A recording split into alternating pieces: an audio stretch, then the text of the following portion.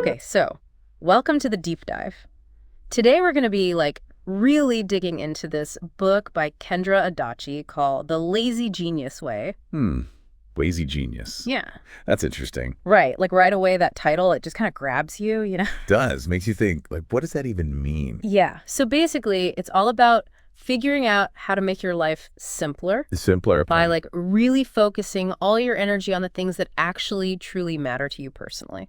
Okay, so you're saying not sweating the small stuff. Exactly. And Yeah. then just letting all the other stuff, will just be less important. I can already see how this might be helpful for our listeners. Right. Because haven't we all felt totally swamped by everything we've got going on every day? Oh, yeah, for sure. All those tasks. And then you got to make a million decisions all the time. And it's easy to feel like you're not doing enough. Totally. But this deep dive, it's offering a totally different way of looking at things. And it's not actually about being lazy. Oh. It's more about being smart about how you live your life. Being intentional. Right. Exactly. And the woman behind all this, Kendra Adachi, she actually has a podcast called the Lazy Genius Podcast. Makes sense. She calls herself a lazy genius, and her goal is to help people find more grace and balance in their lives. Well said. And it's not about, following some strict set of rules or trying to meet these impossible standards. Yeah. It's just about coming up with practical, simple ways to be more intentional in how you live. And I think Kendra's background in education is really evident in the way she approaches this whole thing. Oh, totally. It's not like she's lecturing you or demanding anything from you. No, not at all. It's more like she's a supportive guide, offering these really straightforward and super practical solutions to those little everyday problems that we all face, Absolutely. So let's get down to the nitty-gritty, the core concept of being a lazy genius. Okay. Yeah, let's break it down. At the heart of it all, it's about consciously deciding what actually matters to you. What's really important in your life. Mm-hmm. And then once you've figured that out, it's about intentionally directing your energy towards those things. Right, makes sense. And just as importantly, it's about being okay with not giving as much energy, or maybe even any energy at all, to the things that don't line up with those priorities. So it's not about being lazy in the traditional sense of the word. Nope, not at all. It's more about being strategic and choosing where you invest your mental and emotional energy. Because let's be real, we only have a limited amount of energy each day. Oh, yeah, definitely. So why waste it on stuff that doesn't really bring us value or move us closer to what we want to achieve? Exactly. And that's where Kendra's 13 lazy genius principles come in. Oh, interesting. So she's broken this down into some principles. Yes. And they're essentially the tools that help you live this lazy genius life. Okay, so like a cool kit. Exactly. But the book really emphasizes that these are not rigid rules you have to follow to the letter. Oh, good. Because who needs more rules? Right. They're much more flexible in that. You can, and you should, adapt them to your own life and your own unique circumstances. That flexibility is so important. It is, because what matters to one person might be totally different from what matters to someone else. Yeah, for sure. These principles, they just provide a framework to help you figure out what those things are for you. So it's more about self-discovery than following some prescribed set of actions. Absolutely. So why don't we explore a few of these principles and see how they might actually work in your life? Sounds good. Okay, so first up is decide once.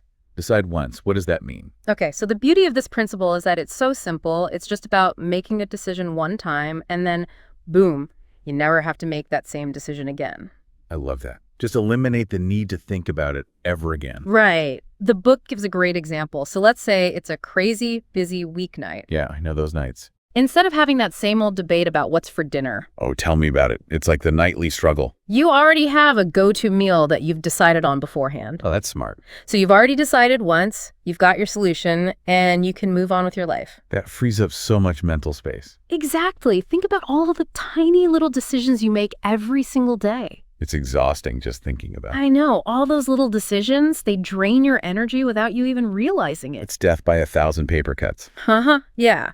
So by deciding once on things like maybe what you're going to wear on weekdays or how you're going to deal with mail when it comes in, you're reclaiming all that mental energy. And you can then use that energy for the things that really deserve your attention. Exactly. So listener, I want you to think about your own life right now. Yeah. Take a moment to think about this. Are there any areas where this decide once strategy could really help you?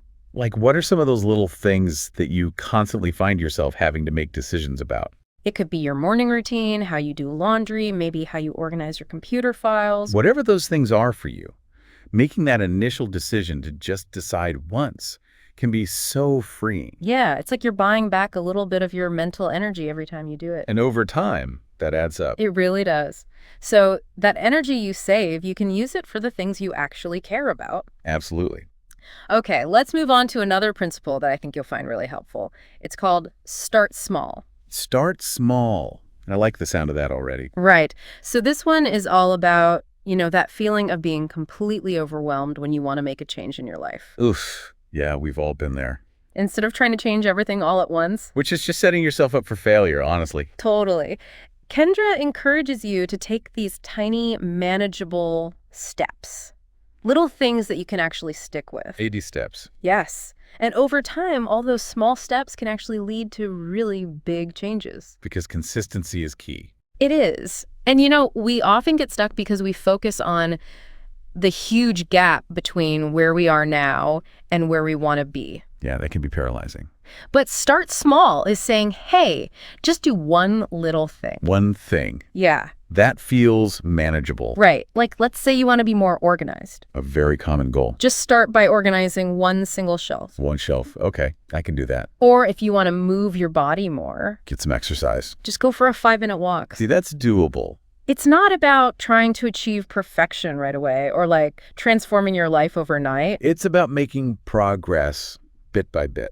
And I think this is so important for our listeners to hear because it makes the whole process of change less intimidating. Much less. Because when you break it down into these tiny steps, Yeah. it feels much more achievable. Exactly. And those little wins you get along the way, they can be super motivating. Totally. It builds your confidence. And then you're more likely to keep going and tackle even bigger challenges. It's like a snowball effect.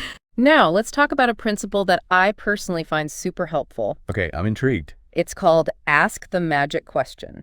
The magic question. All right, lay it on me. And this question is, what can I do now to make life easier later?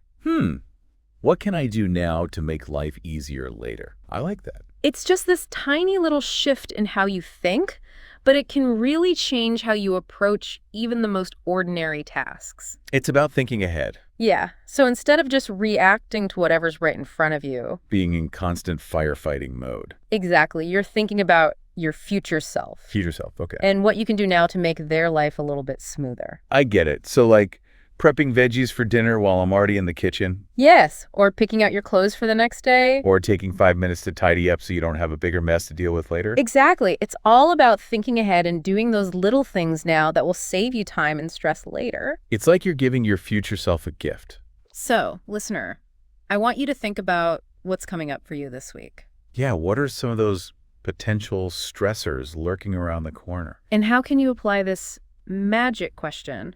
What little action can you take right now that will save you time, stress, or effort later on? It's like future-proofing your day. I love it. Another really great principle is live in the season. Live in the season. Okay, what does that one entail?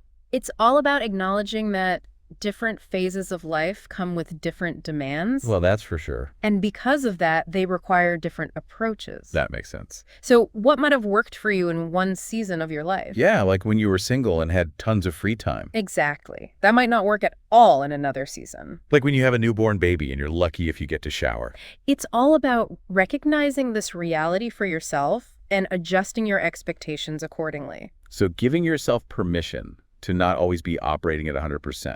Exactly, because sometimes life requires you to be in go mode, but there are other times when you need to rest and recharge. It's all about finding that balance. So, listener, take a moment and ask yourself, what season are you in right now?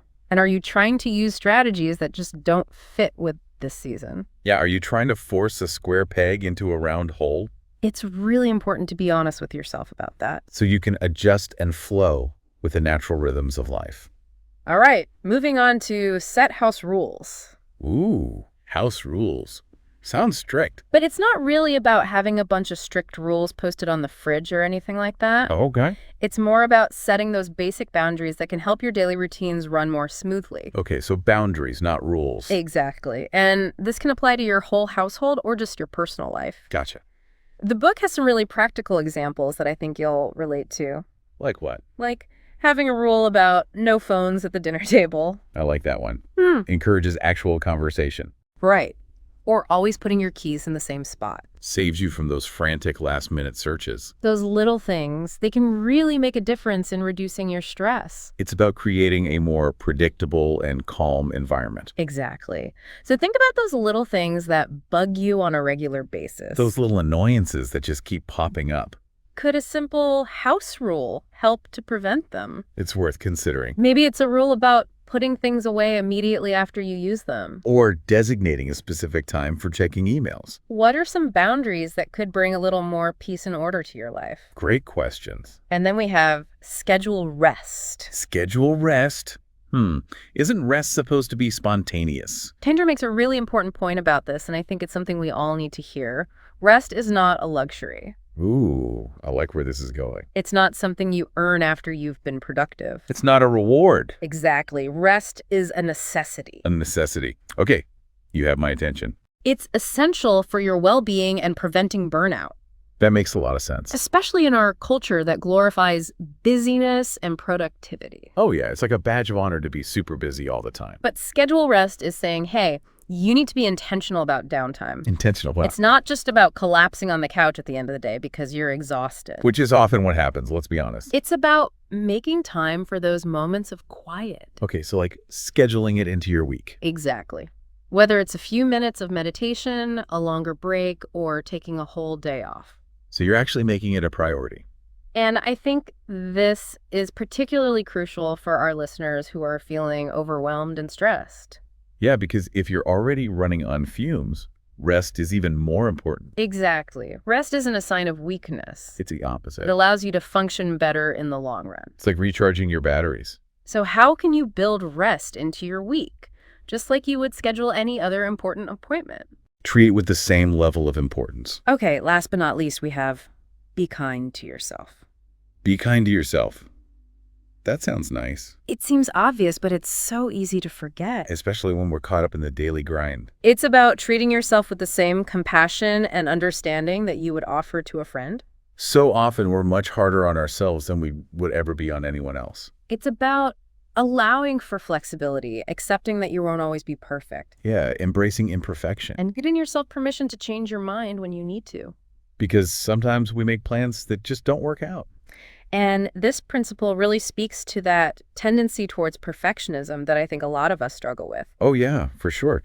The pressure to do everything perfectly can be really overwhelming. It's about recognizing that life is messy and unpredictable.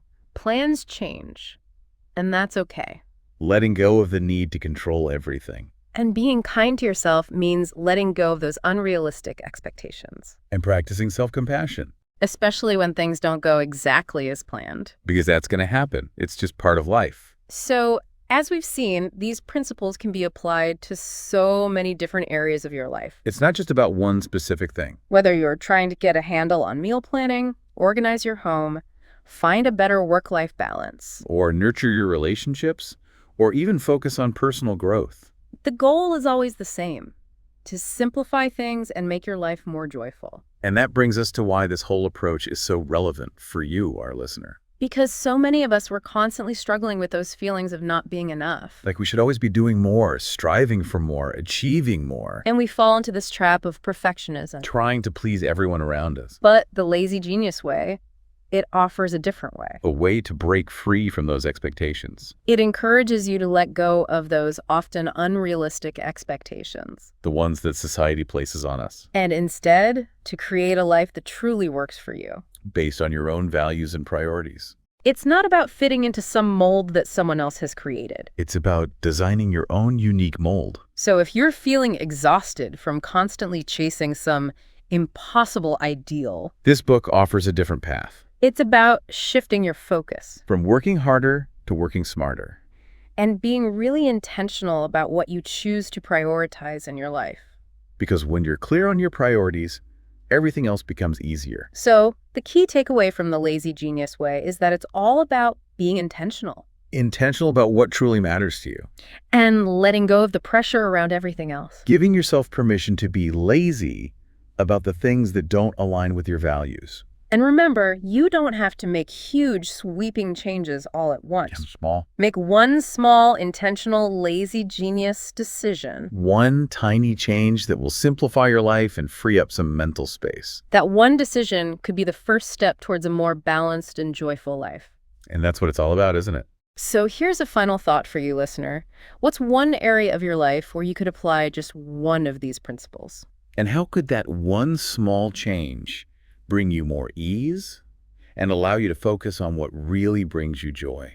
It's a question worth thinking about long after we're done here. Because even small changes can have a big impact on your life. And that's what being a lazy genius is all about. Finding those little shortcuts that make a big difference. So you can spend your time and energy on the things that truly matter to you. And let go of the rest. Thanks for joining us for another deep dive. We'll see you next time.